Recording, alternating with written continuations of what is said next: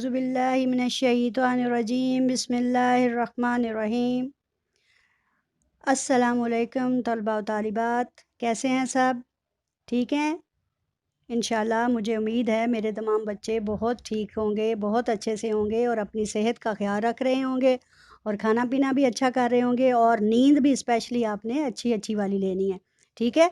ज़्यादा फजूल गेम्स में और टीवी पर और ये जो आजकल बड़े बड़े लॉन्ग प्लेज आप लोग देख रहे हैं ना, इनसे ज़रा अवॉइड कीजिए। ठीक है? तो चलें, आज सबक नंबर जो हमारा सबक नंबर 1 चल रहा था सूरह अहज़ाब का, उसका रिमेनिंग हिस्सा अभी सेकंड लेसन में भी पूरा नहीं हो पाया, तो वहीं से हम शुरू करते हैं और इंशाल्लाह इसके साथ ही उम्मीद करूँगी कि आपको इंशाल्लाह ये अच्छे से समझ भी आ जाएगा। चलिए हम शुरू करते हैं। पिछला हिस्सा थोड़ा सा फिर मिला देती हूँ तर्जुमे के साथ, तफसीर अब ज़्यादा नहीं क्योंकि वो पिछले लेसन में काफ़ी तफसील से दे दी। मा जअलल्लाह, बिस्मिल्लाहिर्रहमानिर्रहीम, अल्लाह के नाम से शुरू करती हूँ जो बड़ा मेहरबान नहायत रहम वाला है। मा जआला, नहीं बनाया अल्लाह ने, ली रजुलिन, किसी आदमी के लिए, मिन से, कल बैनी, दो दिल, फ़ी जोफ़े ही, उसके धड़ में, उसके पहलू में, व मा जआला, और ना ही बनाए हैं, अज़वाजुकुम, बनाया है अज़वाजुकुम, तुम्हारी बीवियों को, अल्लाई, जिनकी तरफ तुज़ाहिरूना, तुम ज़िहार करते हो, मिन हुन्ना, उनमें से, उम्मतिकुम, तुम्हारी माएँ। अब अगला हिस्सा शुरू करते हैं। यहाँ से ज़रा ध्यान से सुनना है क्योंकि पिछला आपके पास मौजूद है। वमा जाला, और ये उसी तरह का तर्जुमा आ रहा है, समझने में आसानी इंशाल्लाह रहेगी।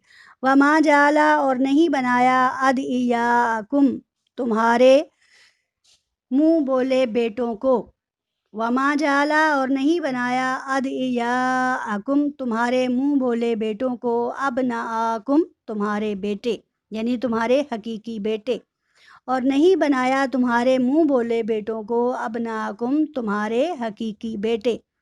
ज़ालिकुम, ये, कौलुकुम, बातें हैं, बी, साथ, अफ़वाहिकुम, तुम्हारे मुँहों की, ये तो सिर्फ़ तुम्हारे कहने की बातें हैं, ये तो सिर्फ़ तुम्हारे मुँहों की बातें हैं, यानी कि जो तुम लोग खुद ब खुद ही कहते चले जा रहे हो।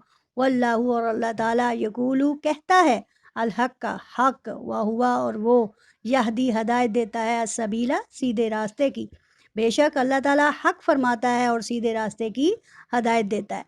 अब पिछली जो आयत आ रही है कि कल बैनी फ़ी जोफ़े ही, और उसके बाद तुज़ाहिरूना वाली, और अब जो तीसरी है जिसके अंदर क्या कहा जा रहा है कि वो जिन लोगों को तुम अपने मुंह के बोले बेटे बना लेते हो, यानी किसी से बेटे ले लेते हो फिर उनको अपना नाम दे देते हो, वो तुम्हारे हकीकी बेटे नहीं हैं। हुआ क्या था, इसके पीछे भी एक वाक़या है जो मैं अभी आपके गोशगुजार करती हूँ।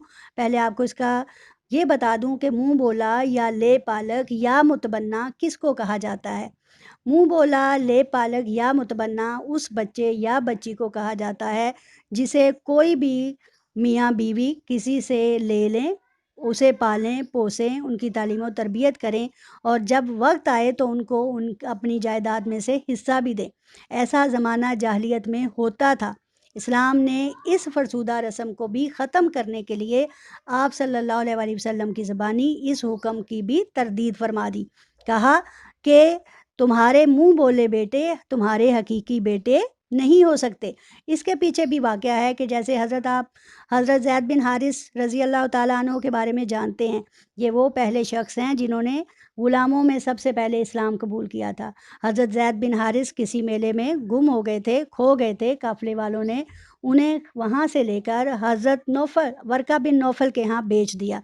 वर्का बिन नौफ़ल जो हज़रत ख़दीजा रज़ी अल्लाह ताला अन्हु के चचाज़ाद भाई थे, उन्होंने हज़रत ज़ैद को तोहफ़तन हज़रत ख़दीजा को पेश कर दिया और हज़रत ख़दीजा रज़ी अल्लाह ताला अन्हा ने आप सल्लल्लाहु अलैहि वसल्लम की पहली ज़ौजा, उन्होंने तोहफ़ा के तौर पर हज़रत ज़ैद को नबी करीम सल्लल्लाहु अलैहि वसल्लम की खिदमत में पेश कर दिया।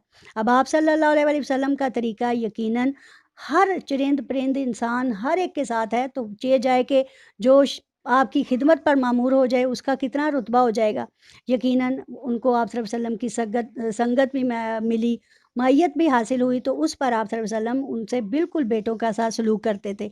यहाँ तक कि लोग उन्हें ज़ैद बिन मोहम्मद कहने लगे। حضرت عمر فاروق رضی اللہ تعالیٰ عنہ یہاں کہتے ہیں کہ ہم اس آیت کے نازل ہونے سے پہلے حضرت زید کو حضرت زید بن محمد رضی اللہ تعالیٰ عنہ کہا کرتے تھے، لیکن جیسے یہ آیت آئی تو ہم نے انہیں ان کے باپ کے نام سے زید بن حارثہ کہنا شروع کر دیا۔ تو یہاں اسی کی طرف اشارہ ہے۔ دوسرا آنے والے اگلی آیات میں آپ کو پتہ چلے گا کہ یہاں پہ ایک طرف حضرت زید بن حارث وہ صحابی اور دوسرے غلام بھی رہے، تو آپ صلی اللہ علیہ وسلم نے اپنی محبت کے وجہ سے ان سے اپنی پھوپھی زاد بہن حضرت زینب بنت جاش کی شادی فرما دی تھی۔ ان کا نکاح ہو گیا تھا، لیکن کسی طور ان کی شادی نبھ نہ سکی، اور ان دونوں کے درمیان جو قبیلے کا اور خاندان کی فوقیت کا تھا وہ چیز ختم نہ ہو سکی، چنانچہ حضرت زینب نے ان سے علیحدگی اختیار کر لی۔ یوں ان دونوں کے درمیان طلاق ہو گئی، اور اس کے بعد نبی کریم صلی اللہ علیہ وسلم کے دل میں یہ بات تھی کہ کسی طرح حضرت زینب کی داد رسی کی جائے، ان کے ساتھ محبت کا اظہار کیا جائے، ان کے ساتھ ہمدردی کا پہلو جو ہے وہ برقرار رکھا جائے۔ تو اس کے لیے آپ کے دل میں یہ بات تھی کہ اللہ تعالیٰ نے اس چیز کو قبول فرمایا، اور آسمان سے نبی صلی اللہ علیہ وسلم کے لیے یہ حکم صادر فرما دیا کہ اب آپ زینب بنت جاش سے شادی کر سکتے ہیں، ان سے نکاح کر سکتے ہیں۔ یہ اسی کی طرف اشارہ ہے۔ یہاں اس وقت عربوں میں کیا چیز تھی کہ جب کسی منہ بولے بیٹے کی بہو ہوتی یعنی بیوی ہوتی، اس کو طلاق ہو جاتی تو اسے بہو ہی شمار کیا جاتا تھا، اور اس کے ساتھ دوبارہ شادی نہیں کی جاتی تھی، بلکہ اسے اسی طرح فرسودہ رسموں کی صورت میں اگر وہ بیٹے کی بیوی ہے تو اسے سسر کے حصے میں دے دیا جائے، یا کسی دیور یا جیٹھ کے حصے میں دے دیا جائے، یا جس طرح بھی اس کے ساتھ برا سلوک کیا جائے ویسا کیا جائے، لیکن اسلام نے اس رسم کا بھی یہاں خاتمہ کر دیا، اور حضرت زینب بنت جاش کو آپ صلی اللہ علیہ وسلم سے نکاح کرنے کی اجازت دے دی، اور آپ صلی اللہ علیہ وسلم کو بھی اس دلیرانہ کام کے لیے ابھارا، کیونکہ آپ صلی اللہ علیہ وسلم کے دل میں یہ خدشہ تھا کہ اب ناقدین جو ہیں، اب کفار اور جو ہیں وہ تان زنی کریں گے، اور وہ کسی طرح زبان درازی کریں گے، اور نبی صلی اللہ علیہ وسلم کی ذات کو اذیت پہنچانے کی کوشش کریں گے۔ تو اللہ تعالیٰ فرماتا ہے کہ آپ ان کی بالکل پرواہ مت کریں، جو حکم آسمان سے آپ کے لیے اتر چکا ہے وہ آپ کے لیے، آپ کے ساتھ ساتھ آپ کی امت کے لیے بھی ہے۔ اس طرح امت کے لیے بھی ان رشتوں کے اندر آسانی پیدا فرما دی ہے کہ جن جن کے ساتھ ہمارے نکاح حلال ہیں۔ تو چلتے ہیں اسی کی طرف دوبارہ۔ وَمَا جَعَلَ، اور نہیں بنایا، أَدْعِيَاكُمْ تمہارے منہ بولے بیٹوں کو، أَبْنَاءَكُمْ تمہارے حقیقی بیٹے، ذَلِكُمْ قَوْلُكُمْ بِأَفْوَاهِكُمْ یہ تو صرف تمہارے منہوں کی باتیں ہیں۔ یہاں بِأَفْوَاهِكُمْ یہ جمع کا صیغہ ہے، اور اس کی واحد ہے فوہن۔ پس اللہ تعالیٰ نے تمہارے منہ بولے بیٹوں کو تمہارا حقیقی بیٹا نہیں بنایا، بلکہ یہ تو تمہارے اپنے منہوں کی باتیں ہیں، اب تم جو مرضی کرتے رہو۔ لیکن اللہ تعالیٰ کیا کرتا ہے، واللہ، اور اللہ یقولو فرماتا ہے، حق فرماتا ہے۔ اللہ کے لیے جب بھی لفظ استعمال ہوگا بیٹا واحد کا ہوگا، کیونکہ اللہ تعالیٰ 2 نہیں، 4 نہیں، 6 نہیں، ایک ہے، واحد ہے، اکیلا ہے، یکتا ہے، اس کے ساتھ ہم صیغہ بھی واحد کا ہی استعمال کریں گے۔ تو اللہ تعالیٰ کیا فرماتا ہے، واللہ یقولو، اور اللہ فرماتا ہے الحق، حق یعنی حق ثابت کر دیتا ہے، ہوا اور وہ یہدی ہدایت دیتا ہے، سبیلا سیدھے راستے کی طرف۔ اسی طرح اللہ تعالیٰ فرسودہ رسموں کو ختم کر کے لوگوں کو ہدایت کا راستہ دکھاتا ہے۔ فَادْعُوهُمْ پکارو انہیں، لیے آبائہم، اب کی جمع ابا ان کے باپوں کے نام سے، ادعوہم پکارو ان کو، لی ساتھ آبائہم لیے آبائہم ان کے باپوں کے ناموں سے، ہوا وہ اقساطو زیادہ منصفانہ ہے، زیادہ اچھا ہے، عند اللہ اللہ کے پاس، یعنی ان کو ان کے باپوں کے ناموں سے پکارنا زیادہ اچھا ہے۔ فَإِن لَّمْ تَعْلَمُوا پس اگر تم ایسا نہیں کرو گے، پس علم پس اگر تمہیں نہیں معلوم، تعلموا تم جانتے، پس اگر تم نہیں جانتے، آباؤہم ان کے باپوں کے بارے میں، فاخوانکم تو پس وہ تمہارے بھائی ہیں۔ جیسے ہم کہتے ہیں کونو اخواتن یعنی بھائی بھائی بن جاؤ، یہ اخوانکم بھائیوں کے لیے صیغہ استعمال ہوا ہے۔ تو کیا فرماتا ہے کہ اگر تمہیں ان کے باپوں کے ناموں کا پتہ نہیں، پس اخوانکم وہ تمہارے بھائی ہیں، فی الدین دین میں، جیسے ہم سارے مسلمان دین میں کیا ہیں، انسانیت میں کیا ہیں، بہن اور بھائی ہیں۔ جیسے کوئی بھی کسی کو اپنا بھائی اور کوئی بھی کسی کو اپنی بہن کہہ سکتا ہے، یعنی کہ دین میں وہ تمہارے بھائی ہیں۔ وَمَوَالِكُمْ اور تمہارے دوست ہیں، یعنی دونوں ہی چیز رشتے کیا ہوئے، بھائی اور دوست۔ اس میں کون سا رشتہ نہیں ہے؟ یعنی حقیقی خونی رشتہ نہیں ہے، بلکہ دین میں یہ تمہارے بھائی اور تمہارے دوست ہیں۔ وَلَيْسَ عَلَيْكُمْ، وَلَيْسَ اور نہیں، علیکم تم پر، جناحٌ کوئی گناہ، فیما جس میں، اخطأتم تم سے غلطی ہو جائے، یا تم سے جو پہلے غلطی ہو چکی، بھی اس کے ساتھ، ولیکن ما، اور لیکن، کن کا کیا مطلب ہے؟ اور لیکن ما جو، تعمدت قصد دلی سے کرو، قلوبکم اپنے دل سے، یعنی کہ اپنے دل میں اگر دانستہ طور پر تم ایسا کرو تو اس پر مواخذہ ہے، لیکن اگر غلطی ہو جائے تو اس پر کوئی گناہ نہیں۔